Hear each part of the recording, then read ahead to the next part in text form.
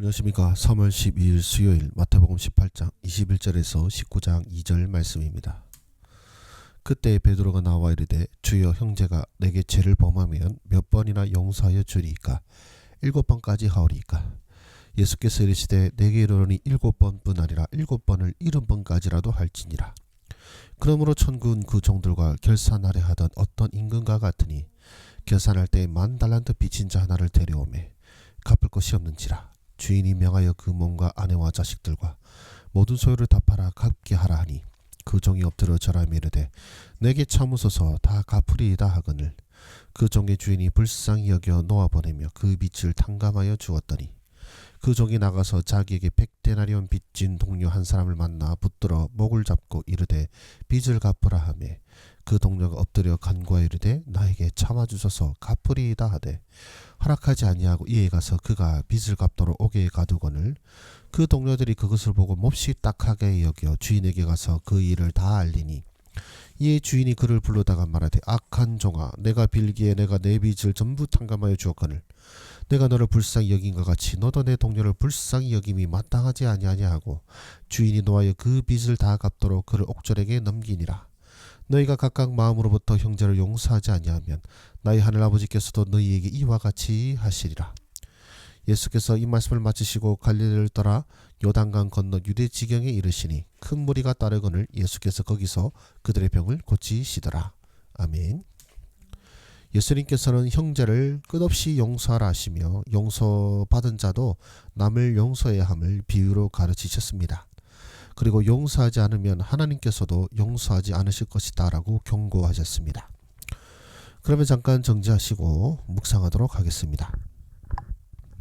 하나님은 어떤 분이십니까? 감당할 수 없는 큰 죄악을 사하신 분이십니다. 1만 달란트 빚진 자의 이야기인데요. 1만 달란트는요. 일반적인 노동자의 16만 년치 월급입니다. 16년이 아닙니다. 16만 년입니다. 돈으로 환산하면 어느 분이 돈으로 환산했던데요. 3조 원 정도가 된다고 합니다. 즉 일개 사람으로서는 감당할 수 없는 빚이죠. 감당할 수 없는 빚이고 그런데 그 주인께서는 그 빚을 그저 불쌍히 여김으로 말미암아 다 그냥 탕감해 주었습니다. 우리가 주님 앞에 이런 은혜를 받은 자라는 것이죠. 우리가 감히 감당할 수 없는 그 죄악들을 우리 하나님께서는 값없이 갚아주셨던 것입니다. 그렇게 우리 하나님께서는요 우리를 용서하시고 우리가 그것을 본받기를 원하시는 것입니다. 내가 너를 용서한 것처럼 너희도 남을 용서하라 라는 것입니다. 왜 그러냐면 우리가 남을 용서함으로써 우리가 용서받은 자임을 증거한다라는 것이죠. 또한 우리에게 베푸신 하나님의 사랑을 우리의 용서로 또한 우리가 고백하며 찬양하는 것입니다. 그렇기에 나에게 무엇을 말씀하십니까? 용서를 받은 자는 또한 용서할 책임이 있다라는 것이죠. 내가 너를 불쌍히 여긴과 같이 너도 내 동료를 불쌍히 여김이 마땅하지 아니하냐라고 하십니다. 네, 그렇기에 우리 주님께서는 우리에게 먼저 지금 네가 먼저 손해를 봐라 이렇게 하시는 것이 아니라 하나님께서 이미 큰 손해를 입고도 너를 구원하셨고 너를 사하여 주셨으니 너도 그 은혜를 받은 자로서 그 은혜를 실천해야 되지 않겠느냐라는 것입니다. 사실 우리가 위인들이나 이런 사람들에 대해서 우리가 어떤 좋은 인상을 받거나 또한 감화를 받으면 그것을 본받으려 함이 있지 않습니까? 우리가 주님께 받은 이것이 너무나도 큰 은혜이고 너무나 큰 사랑임을 안다면 그 사랑을 또한 베푸는 것이 당연하다라는 것입니다. 그러면 이런 생각이 들 수도 있습니다. 그러면 나는 용서해주면 나는 그냥 호구되는 거 아닙니까? 라는 생각이 들 수도 있습니다. 그러나 용서하는 것은 결코 손해가 아닙니다. 왜냐하면 우리가 용서한다는 것은 우리가 손해본 겁니까? 아니요. 우리는 1만 달란트를 탕감받았습니다. 100데나리온. 물론 이것도 큰 액수입니다. 이제 500만원 정도가 되는데요. 500만원 크죠. 작은 액수는 아닙니다. 그러나 우리가 1만 달란트 사함을 받았다는 것을 안다면 100데나리온은 아무것도 아닐 것입니다. 우리가 용서한다는 것은 결국 우리가 손해를 보는 것이 아니라 우리가 너무나도 크나큰 너무나도 크나 큰 은혜와 복을 누린 자이기 때문에 이제 더 이상 데나리온 따위는 우리에게 문제가 되지 않는다라는 것입니다.